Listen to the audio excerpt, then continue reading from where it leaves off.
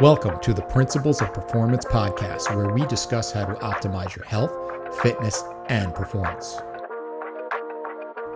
Whether you are a coach, trainer, or clinician looking to become one of the top 1% in your field, or a fitness enthusiast looking to learn strategies of how to perform at your highest level and be your very best, we draw on decades of experience of working as coaches, consultants, and trainers to top industry professionals and elite performers, athletes, and teams all over the world. Your hosts, Eric DeGatti and Mike Perry, investigate and challenge the most popular coaching, training, nutrition, lifestyle, and recovery protocols, as well as bring on our friends and colleagues who are leaders in the fitness and performance industry to join us in the discussion.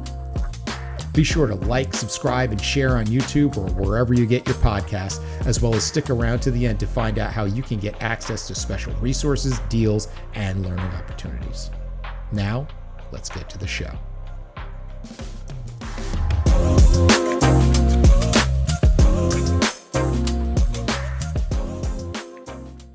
And away we go. Here we are at the Principles of Performance podcast. I'm your host, Eric DeGatti, along with my friend and co-host, Mike Perry. And Mike, once again, we are getting some you and me time, which is long overdue. Yeah, we get to talk shop today. It's usually when we do the podcast, it's us interviewing other people, but we don't always get the opportunity to sort of talk shop on our own and just talk about some basic topics. So it's going to be fun to kind of nerd out a little bit today.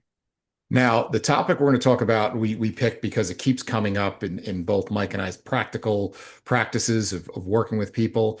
Now, we've had some really good experts on this topic, which we'll refer to throughout. But the theme of today is, when we meet with somebody originally and we say, okay, tell us a little bit about your exercise program. They'll go into this long diatribe about their strength program, about I do this split and this workout and this many reps and this many sets and these exercises and this is how I do it. And then I'll say, okay, well, what do you do for cardio? And say, well, I do the treadmill. I say, okay, well, can you be more specific? And I said, because, like if you look at the Olympics, the guys who run the 100-meter don't look like the ones who do 400 meters, don't look like the ones who run the marathon. So there's not just a thing called cardio. So whether we want to call it conditioning, energy systems training, cardio, aerobic development, that's kind of the bucket we're going to stay within today. And we're going to talk about practical ways you can implement it. And more importantly, better ways you can communicate what all this means to your client and why it's important for them to implement it in their programming. Yeah, absolutely. So, and here's the first thing that you have to realize about energy system development, and we're going to talk about various different components of that, is you're training for the adaptation. So if the adaptation matters, you have to be specific about what you do. So therefore, your decision-making process needs to be smart, and you need to understand what adaptations and what exercises are going to be the best choices and where to put those. And that's what we're going to talk about today, is about, selection. We're going to talk about, sets and reps, et cetera, adaptations and practical ways that you can actually use this with your athletes. Now, when we say nerding out, we could go really deep down the rabbit hole, and we've had people like I referred to earlier, like Joel Jamieson on, and his systems are brilliant, probably the cornerstone of a lot of the stuff that I'll be talking about. We've had Brett Jones talking about iron cardio. Mike has a book on building the engine, as a shameless plug here. But let's talk about how, and what's interesting, you'll hopefully find today, is that how I talk to my clients about it is not usually the same as how Mike talks about it, but we're coming from the same place and using the same quote unquote principles. So here's the easy way I describe cardio for most people when I meet them. I say, let's put it into three buckets. First, we're going to call the low bucket low intensity. What does that mean? That means you're doing something, you're putting forth effort, you're sweating, your heart rate's up. But if you and I were next to the treadmill next to each other or doing whatever, we could still comfortably hold a conversation. That is what we call low intensity, or what's been popularized as zone 2. Now we'll go into the zones in a minute, but that's what low intensity is. Moderate intensity is just beyond that threshold, where now our sentences are getting a little bit broken up, but we're not going all out. And then that top one is high intensity. That's when I can't talk to you right now. We got to go. We're going to go as hard as we can for a pretty brief period of time. We're going to need a decent amount of time to recover. So in terms of PRE, which is a big thing we will refer to, perceived rate of exertion, if you look on a scale of 1 to 10, Your low intensity, that stuff somewhere between a 4 to a 6. Your moderate intensity somewhere 6 to an 8, and your high intensity somewhere from 8 to a 10. So that's how I break it down very simply for my clients. And then I'll go down in terms of what counts and how you implement it. But Mike, how do you explain energy systems in the simplest way to your general fitness client? Well, and again, I love how you broke it down into sort of those three components, and I do a very similar thing. So, the first thing we need to understand is when you are explaining a lot of this stuff to your clients that aerobic training, if you're going to fill that aerobic bucket, have them utilize the time on their own to do that because look, you're not going to spend 45 minutes doing steady state with someone. That's just it's just a waste of time. So, from an aerobic standpoint, I generally tell them the basic guidelines of like, hey, from an aerobic standpoint, this is sort of our big foundational bucket. I want you to get an hour and a half to 2 hours a week of steady state if you can do that. And you can do that with any way you'd like. You can do it any modality, just sort of count it up.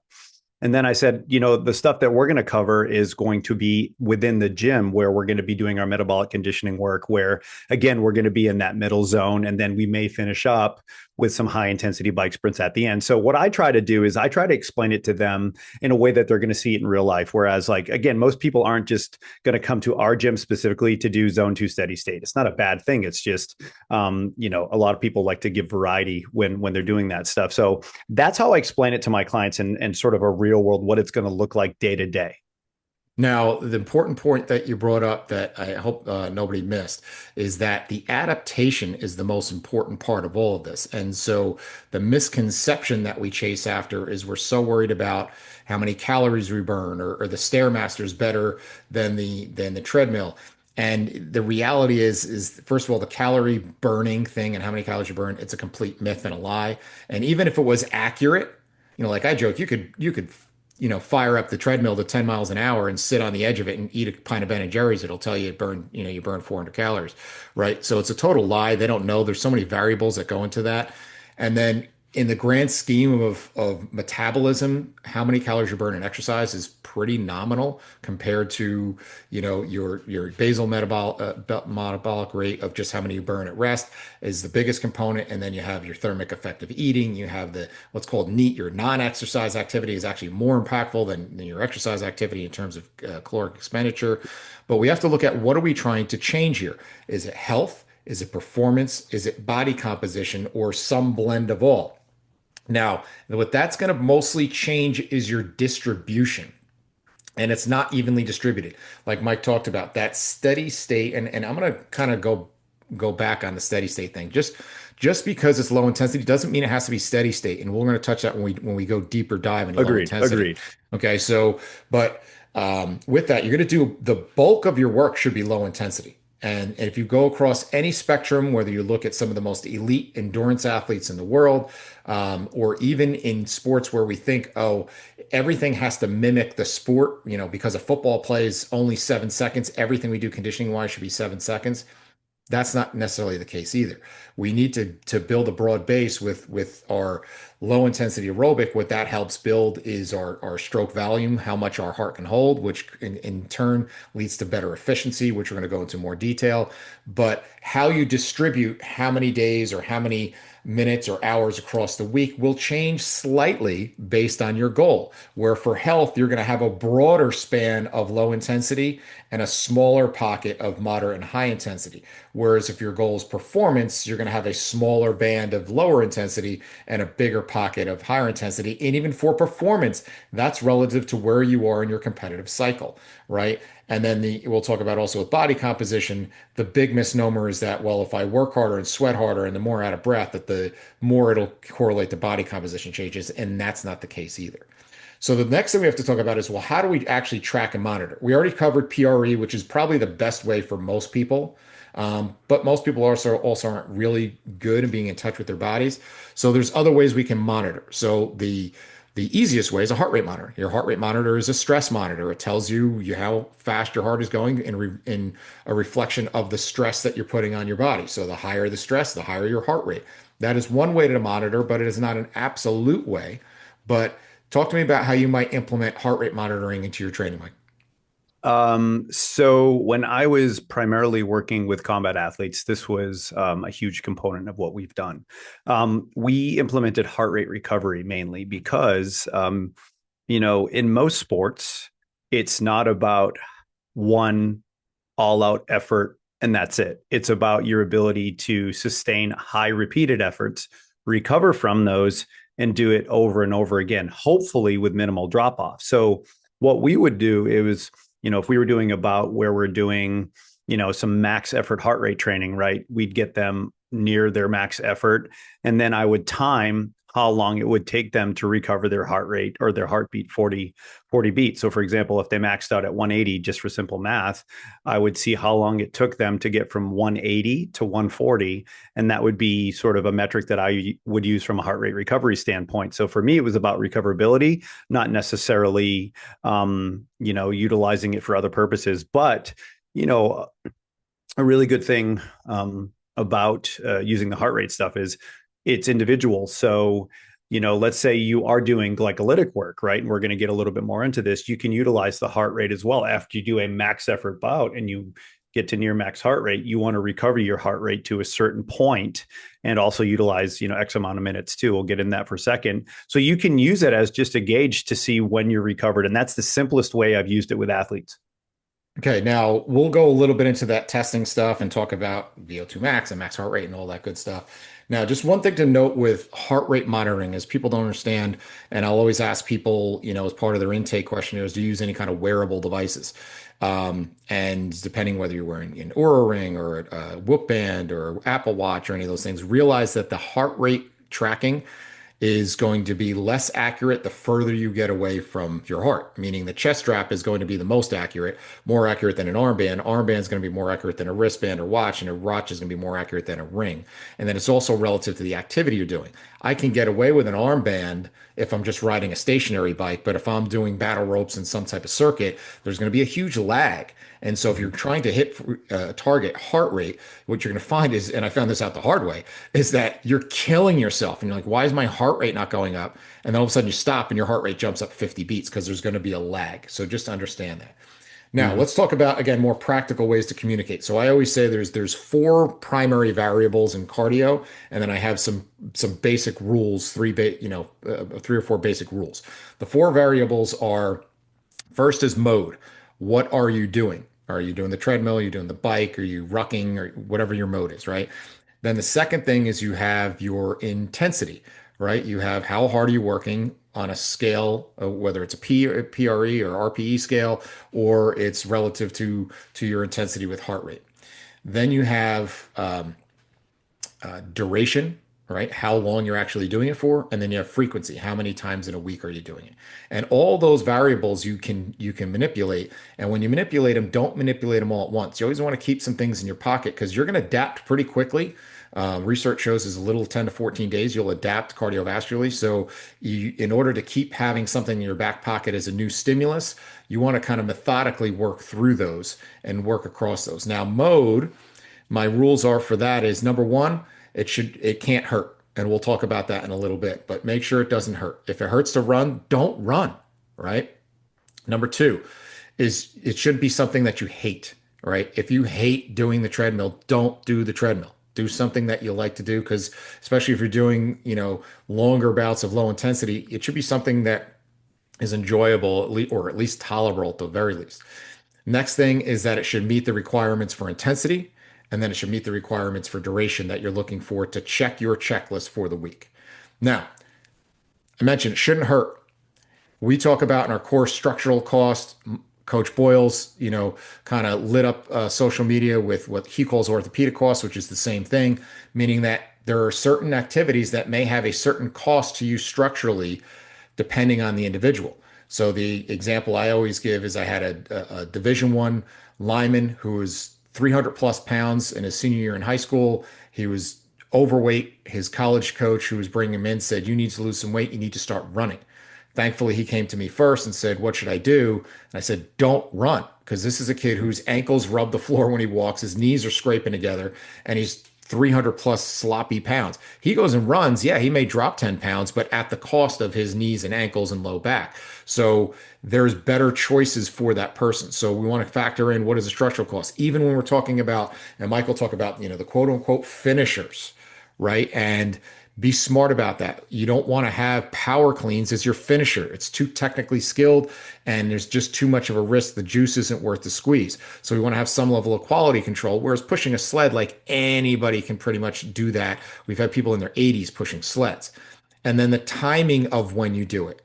You need to be smart of how and when you do it. Now, the first question that you'll hear, the big debate you'll hear is, do I do my cardio first or my strength? For the vast majority of people, it doesn't matter physiologically. It really doesn't. You will never know that it's the difference in how you look, how you feel, or perform, which one you do first. So I tell for the general fitness person that it's not going to make a difference. I said, treat it like I tell my kids with their homework.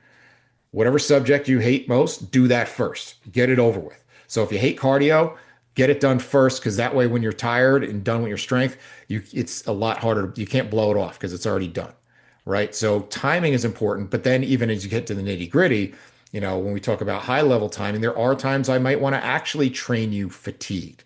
That's an art. Okay. So you need to know and pick your spots and how you do that. So let's talk a little about testing and measures. All right. So you mentioned heart rate recovery. Let's talk about some other measures. Max heart rate. Okay. Talk about where that factors in for you, Mike, and how you calculate that. Well, so this is a tough one because if you are doing a true assessment of someone's max heart rate, you need to be very, very smart with the process. And I would argue that there are some other metrics like maximum aerobic speed, et cetera, that you'd want to get prior to.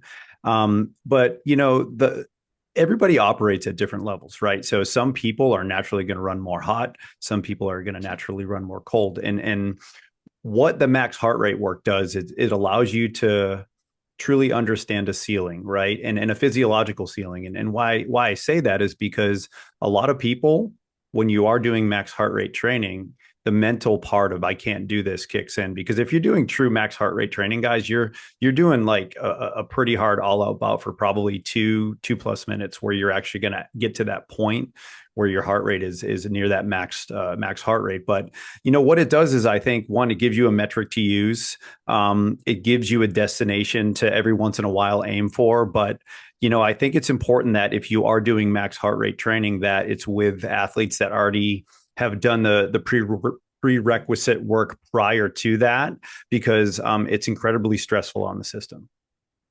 The other thing is, okay, so how would we previously figure out max heart rate? It was something called the Carvonen formula. You do 220 minus your age.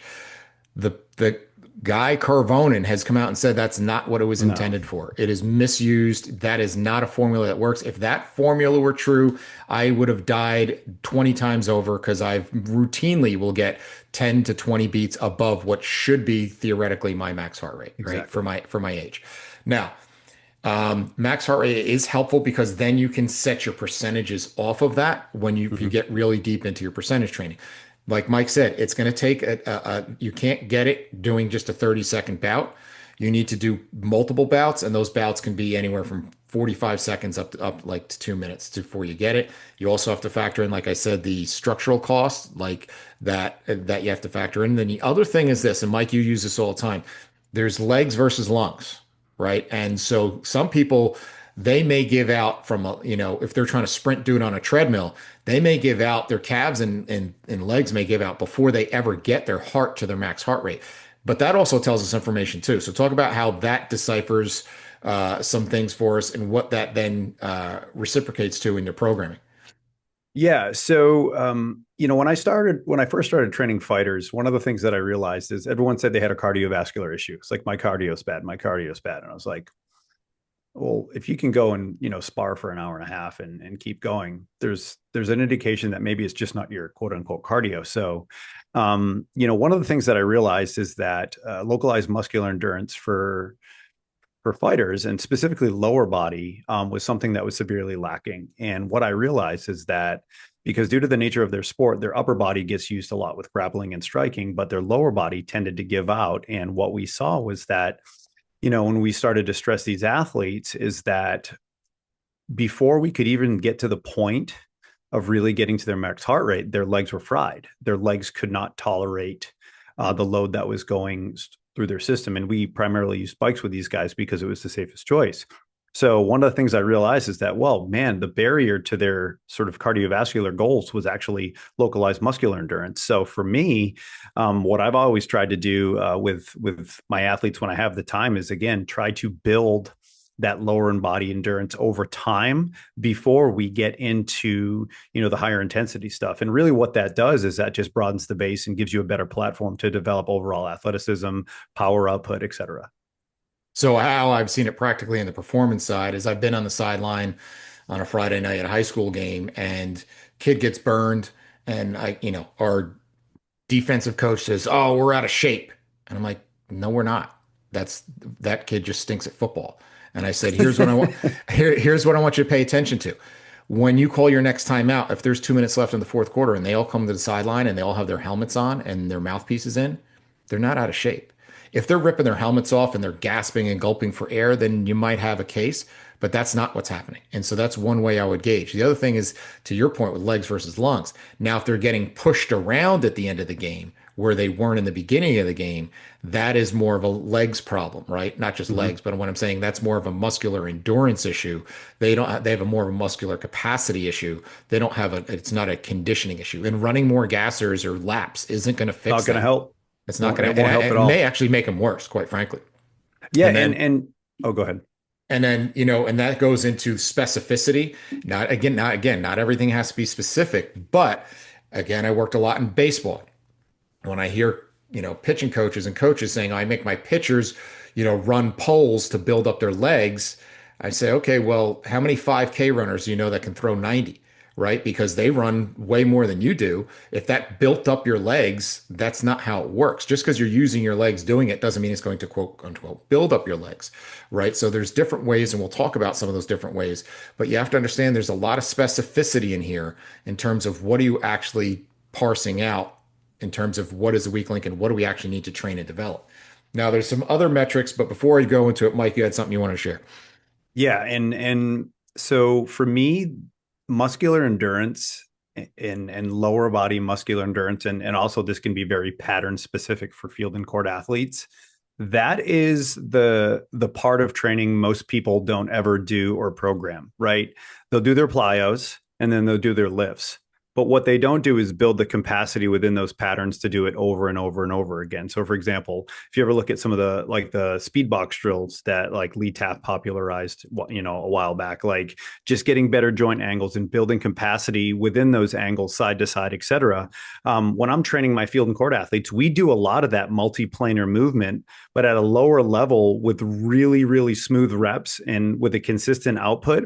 And what that does, that sets a much wider platform. So when my athletes do need to have the ability to cut and demonstrate power and deceleration over time, they already have a wider platform to pull from. So therefore, as they complete those repetitions over time, those repetitions are going to be completed with less effort, which means they're going to be more efficient as the game goes on.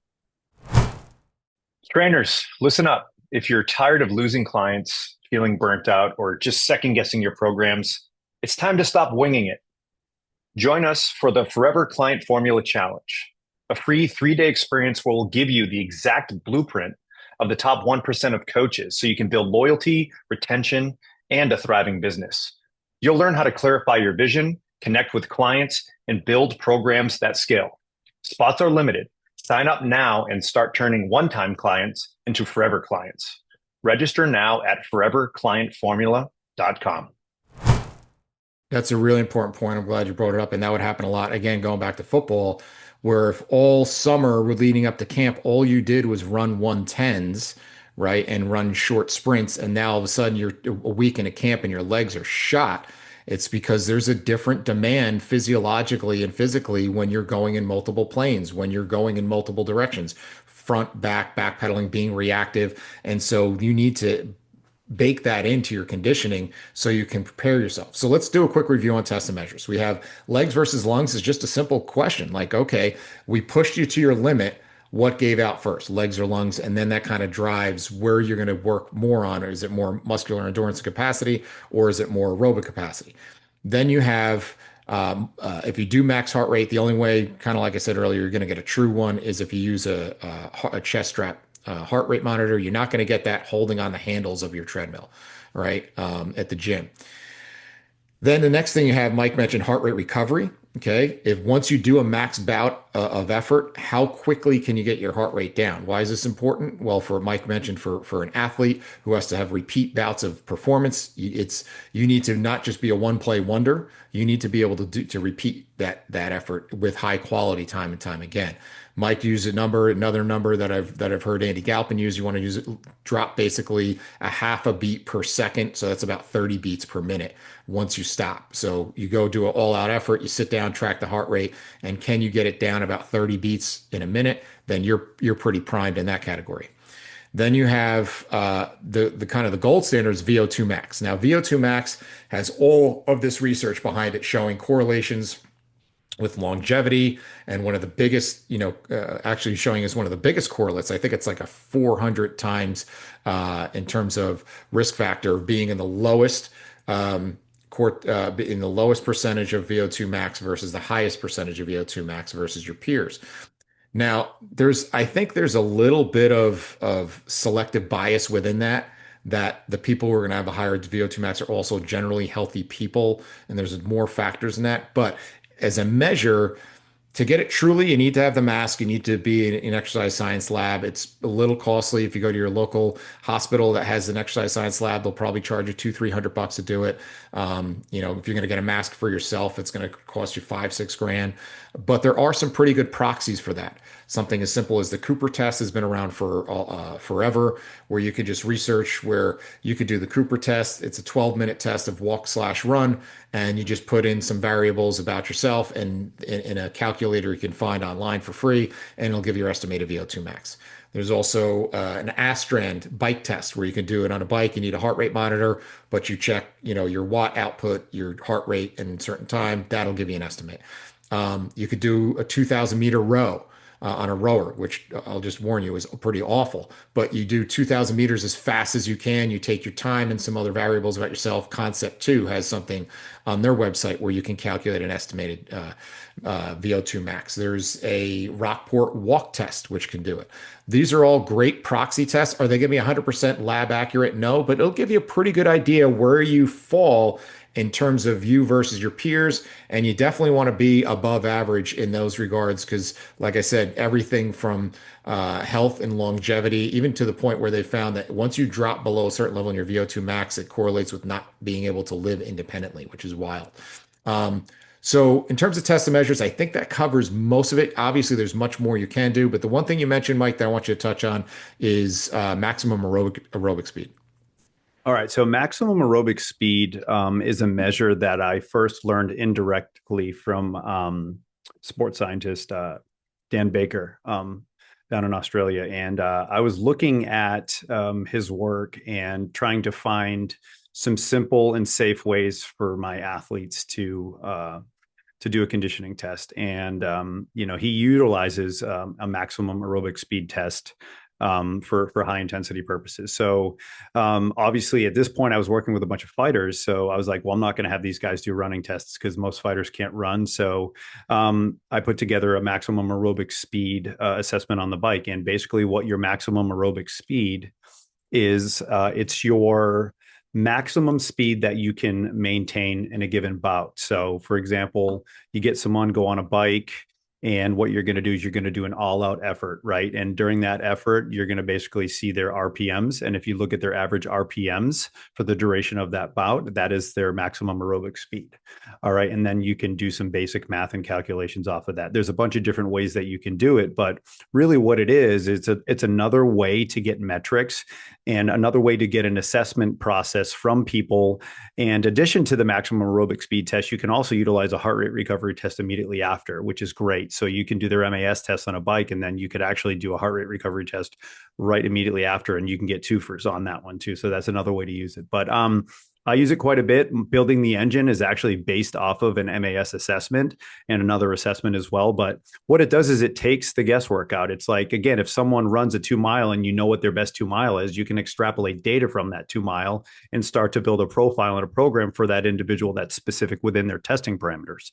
So it's just another way to assess, but I like to do it on the bike simply because, the bikes are, they're safe. They're not easy, but from an orthopedic standpoint, most people don't have too many issues when they're doing it on the bike. All right, so let's quickly go through those three buckets I described earlier and kind of go a little deeper into each one. So low intensity, or what's been popularized with zone two.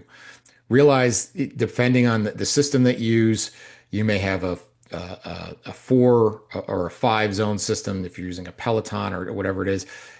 But understand these zones are not clearly delineated physiologically, and especially from the outcome side of things, like the adaptation that Mike talked about. The adaptation for zone one versus zone two versus zone three is nominal, right?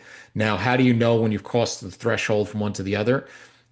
Some would argue that it's somewhat relative to you and the day, right? So you can have a sliding scale that it's relative to where you are in terms of your state of readiness.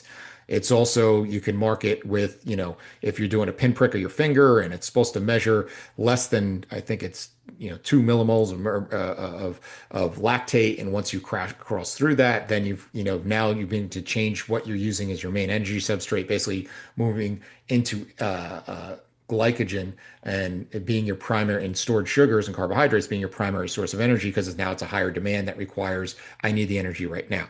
Does everybody need to do that? That's insane. Nobody should be pinpricking their fingers at the gym. But the basic talk test is what most people agree on is the thing. But you'll find people who are better adapted can do that. And then even like things like nasal breathing, different people, depending on how long they've been doing it, can go at much higher rates with just nasal breathing. So it's somewhat vague. That's why you like to use PRE as like a 4 to 6 out of 10. Now, the big benefit of zone two, like I said, stroke volume and how much your heart can hold, so it can deliver more oxygen to the tissues. But the other big thing is, and a part of that is efficiency. Everything you do gets easier because it requires less energy. You are more economical in terms of your energy usage, right? You want to be the Prius versus the Escalade. And when we talk about training for efficiency, one of the best methods I found is we've had, Dr. Phil Maffetone on a couple times, and he created what he calls his MAF method.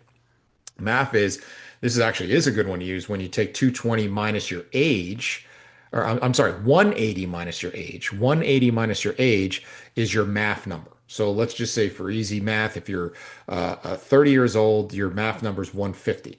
And what you then use that for is whatever your chosen mode is. If you want to improve your running, your cycling, whatever it is, you're going to go out and you're going to work as hard as you can, but you got to keep it at 150 or less. And that is your quality regulator. And so, because what happens is if your heart rate goes up because you're under stress, because now you're starting to require more energy and you're starting to put more stress on the physiology, that's where we're going to become inefficient. So the idea is, let's say you can go out for easy math, you can go out and over the course of 30 minutes that you could run, 3.5 miles, keeping your heart rate under your MAF number. Now, if the next time you can go out and in the same 30 minutes you can run 3.6 miles, you are now more efficient because you can cover more ground. You can have more output for the same amount of energy expenditure. That is a great way to build efficiency. And that's really what we want to do, is the more you can build efficiency, it takes less effort to do everything. That gives you more reserve in the tank when you do have to push hard, but it also makes everything kind of easier throughout the day.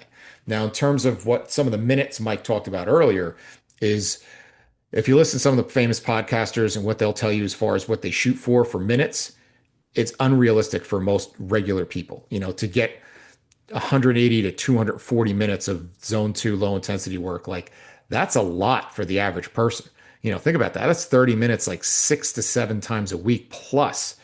I don't know many people that can do that, right? With a real, job and family and life and so forth. So usually I'm setting that somewhere between 60 and 180, but it's dependent on the goal, right? And then also understand everything counts. What do I mean by that? So if I have people, I'm right next to New York City. If I have people work in the city and they have a 20, 30-minute walk to their office back and forth and they're logging 12,000 steps, you know what? You got that covered. You don't need a machine with blinking lights. So check that box, right? Mike, anything you want to add about the low intensity? And then I also want you to talk a little bit about, because you just presented this in one of our recent mentorship calls, is about high intensity continuous training, which fits really nicely into low intensity programming. And also is why I said before, it's not just steady state walk on the treadmill. Yeah, and I love the fact that you added in sort of the fact that if people are doing these, longer walks, take that into account, right? Because everything does count. And I'm glad you made that clarification, because like 2 hours of actual, steady state is really, really hard. But if you can get out there and do a couple 30-minute walks and get some fresh air, absolutely count that. The physiological adaptations may not be the same, but look, if you're out there doing stuff and you're active for, a couple hours a week, including some zone two and some walks, that's an awesome place to be. So high intensity continuous training. So I first learned about this training methodology from Joel Jamieson's book, Ultimate MMA Conditioning. And I believe Valnes Sedkin was the first sort of sports scientist to popularize this. So the whole point of high intensity continuous training is to improve the efficiency of the fast twitch fibers, right? It doesn't necessarily improve the rate of firing or make the fast twitch fibers necessarily twitchier. But what it does is it allows for greater capacity. So why is that important? Athletes that have to build capacity over time and have to be able to, build those legs in a safer fashion, that's where high intensity continuous training can be an awesome modality. So for example, what would this look like in real life? Sled push drags over time, right? This could be something that you could start with 4 minutes and then work up to 10 or 12 minutes. You can do that with alternating step ups. You can do it with walking on an incline with a treadmill. Depending on how much you've trained in the past, you can do some lunge patterns. There's several different ways to do it, but I call it tugboat training. And the reason why I call it tugboat training is because you're having this sustained effort over time. And again, it's a really nice way to build really, really strong legs that can really, maintain a high power output over time. But you just have to be smart with, again, we always go back to exercise selection, et cetera. Make sure that you're choosing exercises that are going to facilitate that adaptation, but not smash their joints and their soft tissue in the process. Generally speaking, when I'm doing bouts of high intensity continuous training, I'll start my normal client sort of 2 or 3 minutes, and then we'll work upwards of 10. Okay, so now let's move to moderate intensity programming. This is what I call the deadly middle, meaning most people do spend way too much time doing this and not the other two ends of the spectrum. Now, it doesn't mean it doesn't have value. And for some people who don't either have the structural capacity, the health, or the grit to handle what true high intensity is, because this is what people are thinking is high intensity. When you're at your local boot camp class and you're maybe huffing and puffing a little bit, but you can still talk to your friend next to you, like that's not high intensity training, okay? And it's not true hit work. It's maybe moderate intensity training at best. Now, again, it doesn't mean it doesn't have value, but what does this look like practically? Maybe you're going on the rower and you're doing bouts of 30 seconds pretty hard, and then you go 30 seconds of coast, right? That is kind of like an example, or maybe some pretty extreme hill up and down walking or jog walk type of intervals that you're doing. That's what moderate intensity looks like practically. There is one thing you mentioned, Joel Jamieson. There's something that I actually stole from him that I will squeeze in here. And I'm going to preface this by saying that cardio and strength mashed together makes less of them both of them less impactful, right? It's like the old expression, there's an old proverb that says if you chase two rabbits, you won't catch either one. So trying to use your strength training as cardio and cardio as strength training doesn't get you really good at either. But if you have that person who really is a time crunch and it's like, oh, I'm gonna either do this or I'm gonna do nothing, like this is something that works really, really well. It's something called tempo lifting, right? And tempo lifting is basically where you pick 3 to 4 exercises, ideally some kind of compound movements that you can transition in and out of very easily, usually with dumbbells or body weight. And what you're going to do is you're going to go at a very specific 2020 tempo, meaning you go 2 seconds up, 2 seconds down with no pauses in between. So you're constantly under tension. It sucks. But 2020 up and down, you're doing it with about 30 to 40% of your one rep max, right? So if you're going to use front squats as an example, and your one rep max is 200 pounds, you're doing it with literally like 60, 80 pounds. It's not gonna be anything you're gonna want to post on Instagram. And you're moving with continuous tension, and you're doing that basically 3 to 5 sets of 8 to 10 reps with about 40 to 60 seconds rest in between. And that's enough to basically catch your breath and transition to the next exercise. And it's just a circuit training that works really well. The tempo is insanely important. You have to hit that. But that's one way you can incorporate it if you did want to mesh the two, but realize you're getting a little less value out of each one. Like, remember back in the day, there was the coach that would say, well, what do you do for cardio? Or what do you do for working out? I lift weights. And then what do you do for cardio? I lift weights faster. It physiologically, unfortunately, doesn't work that way. Right now, there are some smart things you could do. You talk about it in building the engine. Brett talks about it in his iron cardio. But the more we mesh the two, the less we get out of each. All right, let's finish with the biggie. High intensity. That's what most people go to. They think, oh, I'll burn more calories. I'm going to get lean. I just have to do burpees till I puke. No. If you think you're doing Tabata or you're going to a Tabata class, I don't know how to tell you this. You're not. Okay. Dr. Tabata, who created this protocol of 10 seconds on, 20 seconds off for 8 rounds, found that in the short term, and this is a lot of the research on high intensity training, in the short term, it showed equal results to longer bouts. So for efficiency, he said this would be a protocol worth doing. What people skip past is the intensity at which he was doing that 10 seconds. It is unbelievably brutal that most people can't actually even work hard enough in that 10-second frame to get anything out of it. Right. Yeah. So Mike, I want your opinion on that, and throw in a little bit about what you talk about with either like the ANA work or glycolytic work or power intervals. Okay, so first of all, when you look at the True Tabata method, when they were doing these intervals, these were highly trained individuals that were working at 170% of their VO2 max. So for those short durations, so you guys get an idea that they were absolutely moving, and they were also repeating this for 8 rounds. That's terrible. All right, so True Tabata work is actually done with those constraints built into it. Now, if you decide to murder yourself for 20 on, 10 off for 8 rounds, you will get an adaptation, but it's not actually doing the True Tabata work. So can it be beneficial? Yes, it can.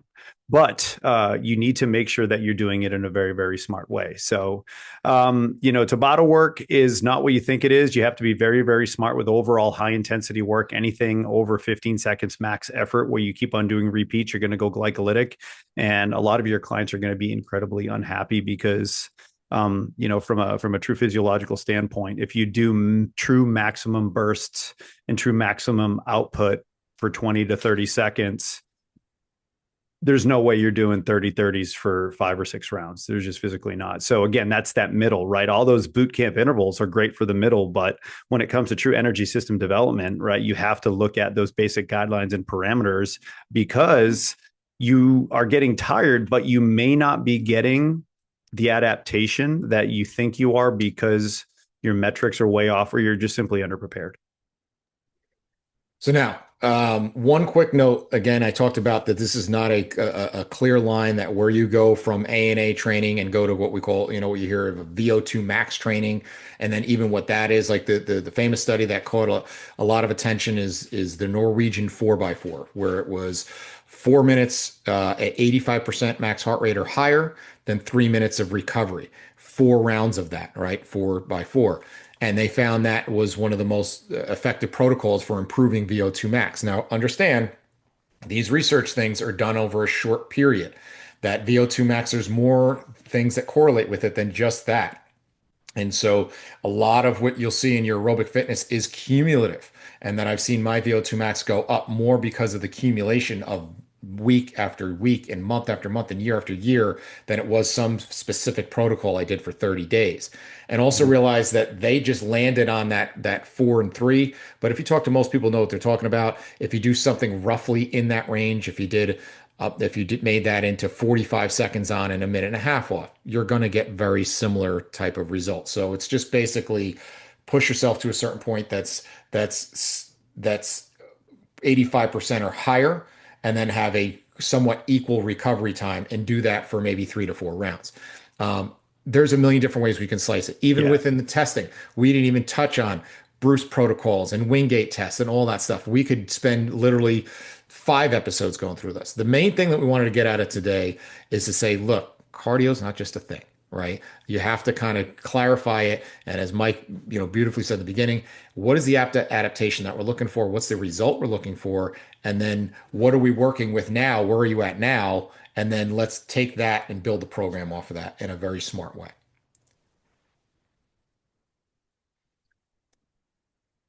So with that, Mike, any closing thoughts? If you truly want to make applicable changes where you're gonna, really change the course of someone's fitness and health, you got to know this stuff and you got to apply it the right way, because dosing is important and you got to be smart with it. That's all I got. And then the other thing we didn't even touch on, which would be a whole nother conversation, is specificity. Lance Armstrong is undoubtedly whatever, we find out about him in terms of the scandals, put that aside. He's still considered one of the greatest cyclists in history, right? He's the only cyclist that I really know his name, right? Yet he was also a marathon runner. He was a triathlete. As a marathon runner, he was considered to be like a good... He was okay. And a mountain biker too. He did mountain biking too, and he didn't smash everybody. Well, when we say okay, we're saying that like he would still smoke us. Like he was basically, of course, he was like a good. He was at the level of like a good Division I runner. Now, how many good Division I runners can you name? Unless they're your neighbor or in your family, you probably can't, right? But everybody knows who Lance Armstrong is. So he was the greatest ever in one domain and really good in another domain. They're both quote unquote cardio, aren't they? But there's a specificity in there. And the 100%. Deeper you go down the specificity trail, the less you get of everything else as well. So the better you get at running, the less you get good at kind of that broad spectrum. And so there's a lot of ways we can approach this. And hopefully today was just an idea of saying, wow, I got to learn more about this.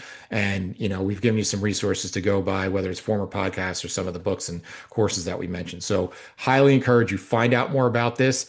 It is kind of what keep us alive. You got to keep your heart beating.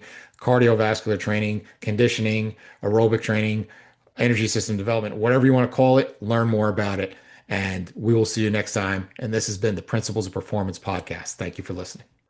Thank you for listening to the Principles of Performance podcast. If you've enjoyed the show, please be sure to give us a 5-star review on Apple or wherever you get your podcasts.